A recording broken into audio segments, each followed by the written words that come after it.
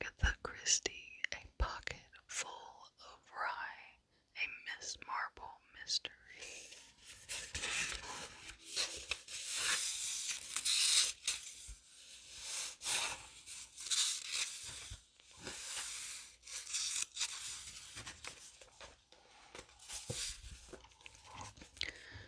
Chapter 1. It was Miss Summers' turn to make the tea. Miss Summers was the newest and the most inefficient of the typists. She was no longer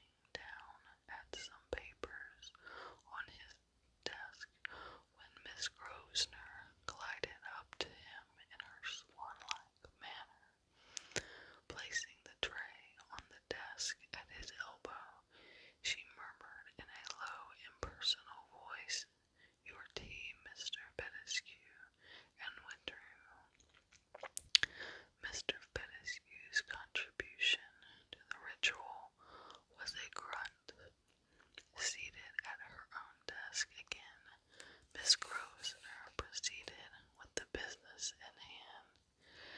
She made 2 telephone calls, corrected some letters that were lying there typed ready for Mr.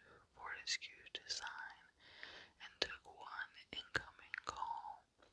"I'm afraid it's impossible just now," she said in haughty accents.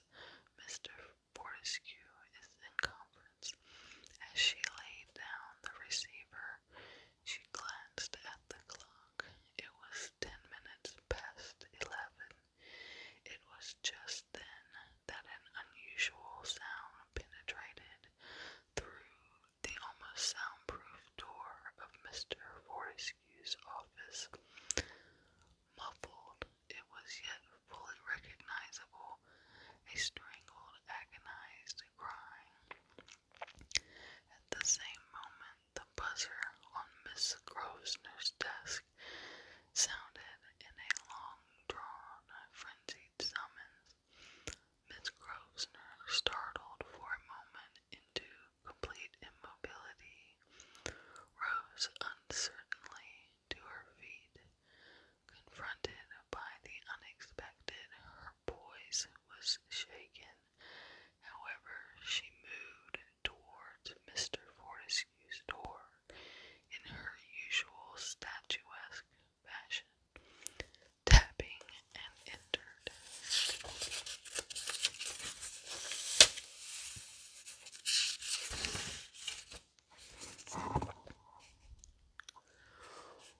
What she saw upset her poise still further. Her employer, behind his desk, seemed contorted with agony. His convulsive movements were alarming to watch. Miss Grosvenor said, "Oh dear, Mr. Fortescue, are you ill?" and was immediately conscious of the idiocy of the question. There was no doubt but that Mr. Fortescue was very seriously ill. Even as she came up to him, his body was convulsed in a painful spasmodic movement. Words came out in jerky gasps. "Tea, what the hell? You put in the tea. Get help. Quick, get a doctor." Miss Grosvenor fled from the room. She was no longer the supercilious blonde secretary. She was a thoroughly frightened woman who had lost her head. She came running into the typist's office crying, "Mr. Fortescue's having a fit. He's dying. We must get a doctor. He looks awful. I'm sure he's dying." Reactions were immediate and varied a good deal. Miss Bell, the youngest typist, said, "If it's epilepsy, we ought to put a cork in his mouth." "Who's got a cork?" Nobody had a cork. Miss Summers said, "At his age, it's probably apoplexy." Miss Griffith said, "We must get a doctor at once."